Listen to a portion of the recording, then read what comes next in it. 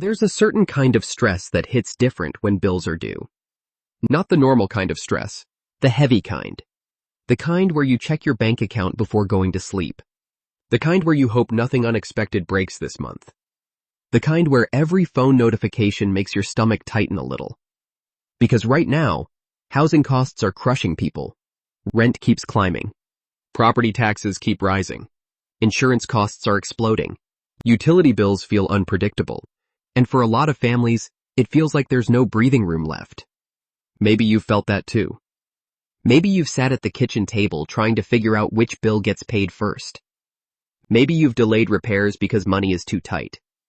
Maybe you're working harder than ever but somehow falling behind anyway. If that's where you are, this video is for you. Because today we're talking about survival strategies for housing and monthly bills. Not perfect financial advice. Not unrealistic, just make more money nonsense. Real survival habits that can help reduce pressure right now. And the goal is simple. Create breathing room.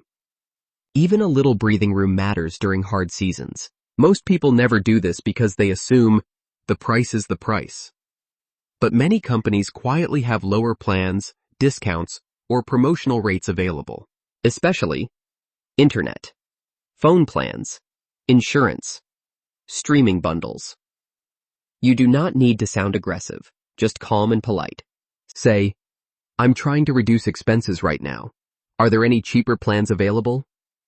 That single sentence has saved people hundreds of dollars a year.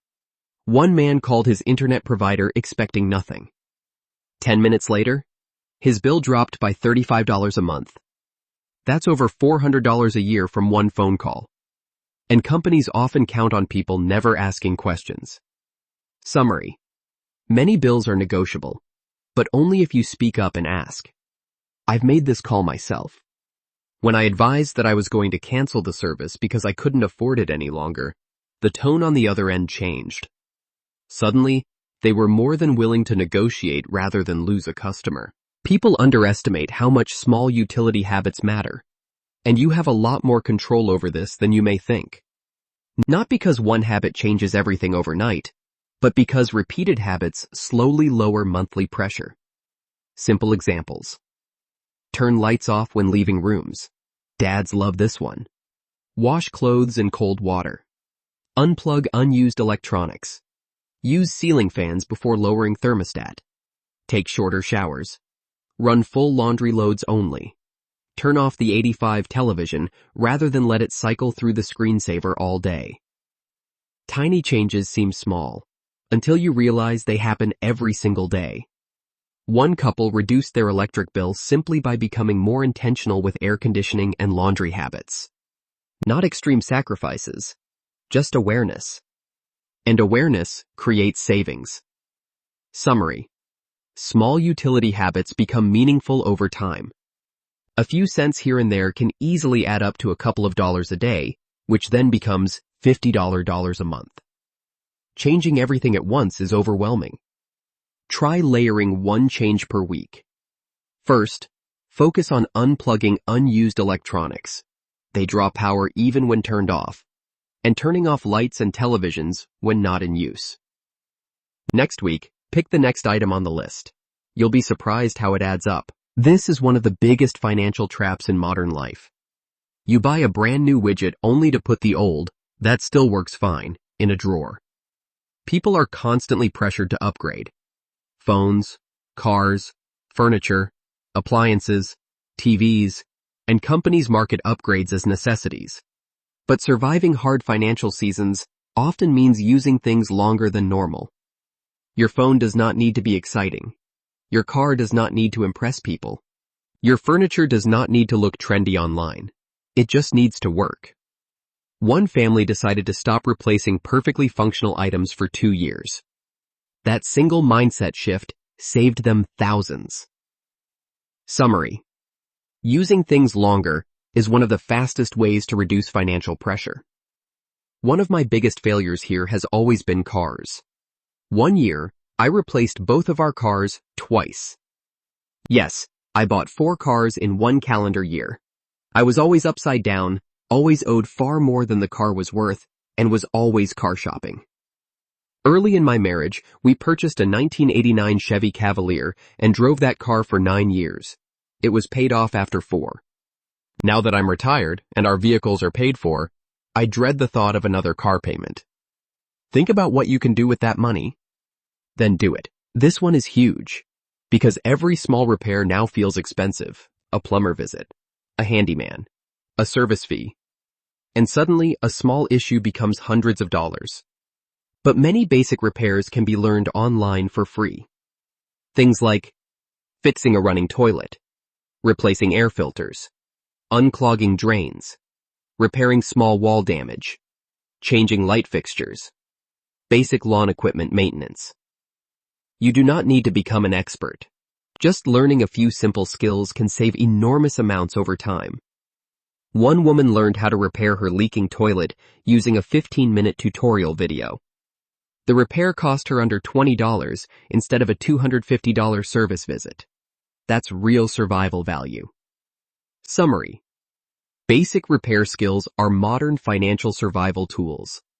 This tip is worth gold. The example of spending $20 instead of a $250 is legit.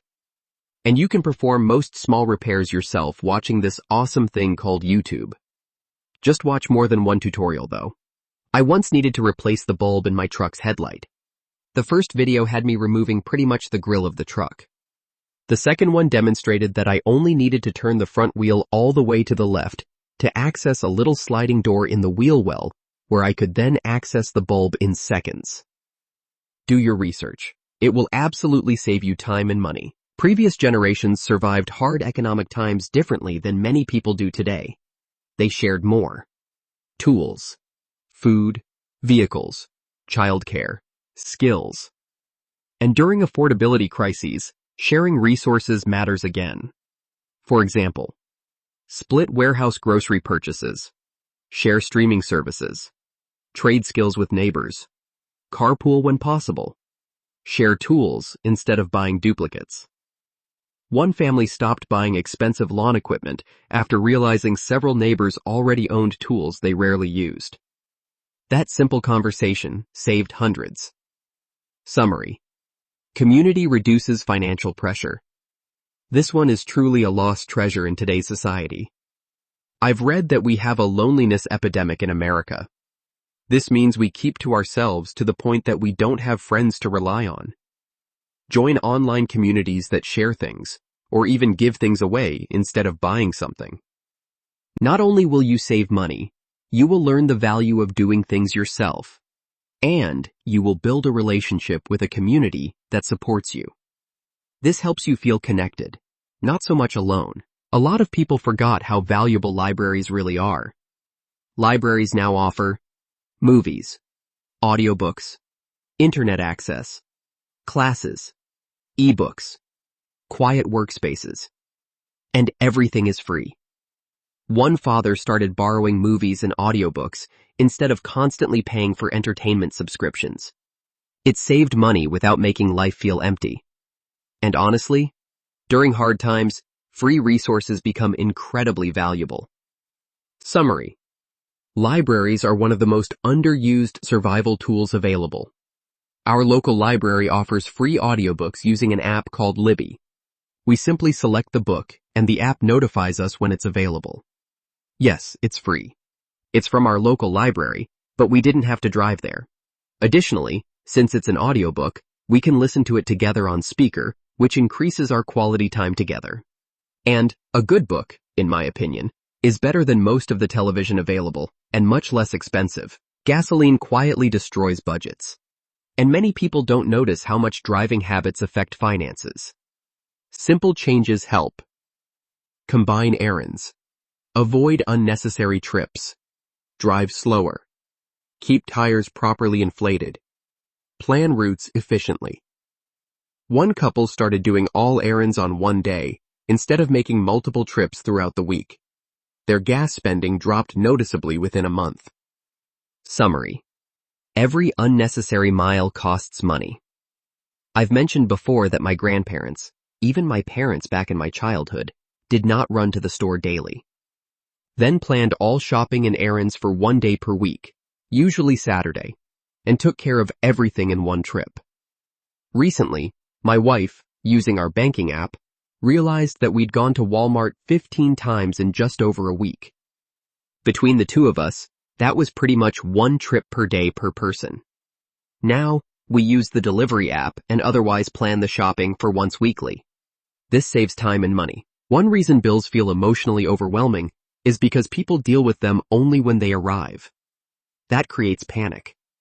Instead, try preparing gradually.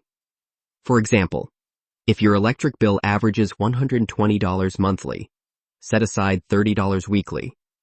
Now the bill feels expected instead of terrifying. This works especially well for insurance, utilities, property taxes, car repairs, holiday expenses, fancy hair color. This can cost $200 to $500 per visit. Preparation creates emotional relief. And emotional relief matters during hard seasons. Summary. Preparing early reduces financial panic later.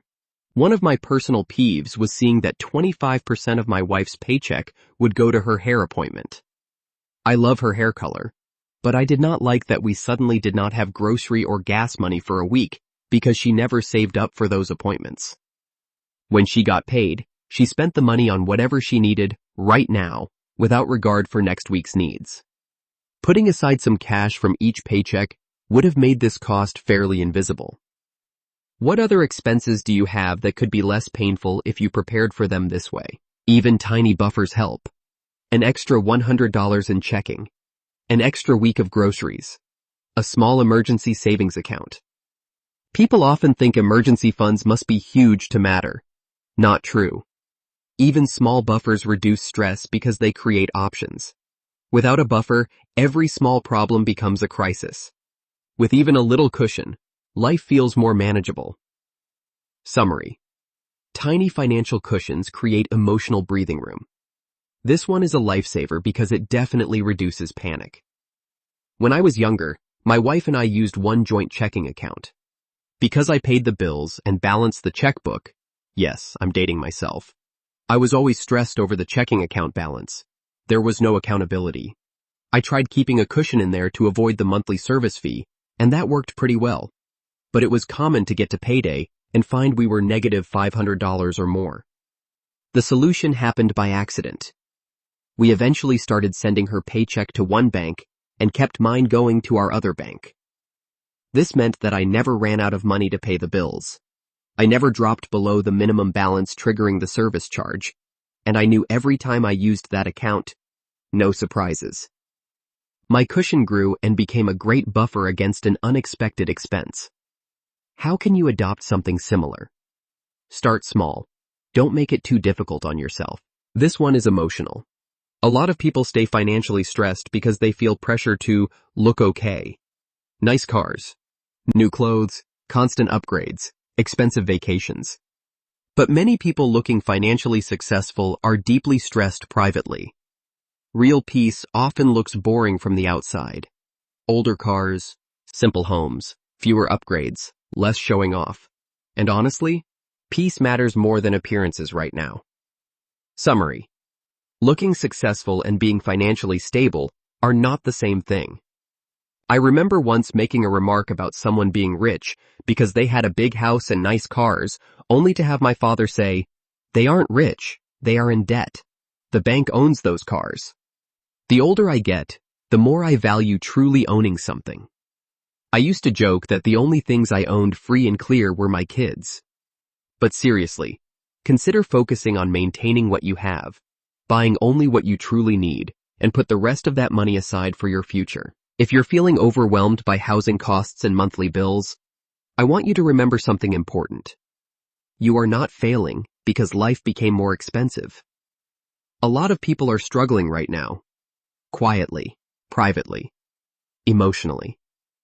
And survival during hard seasons is not about perfection. It's about small decisions repeated consistently.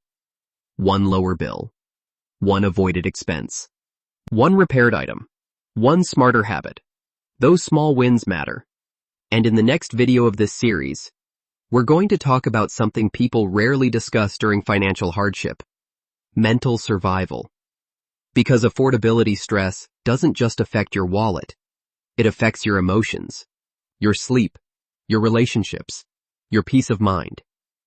And learning how to stay emotionally steady during hard times might be one of the most important survival skills of all. So watch the next video in the series. Because surviving financially also means protecting your mental health. Before you go to the next one, if you found value in this video, please like and subscribe to help my channel grow. If there's a particular topic you'd like me to explore, please let me know in the comments. Finally, look in the description for a link to an awesome book on frugal living that I believe will benefit you on this journey.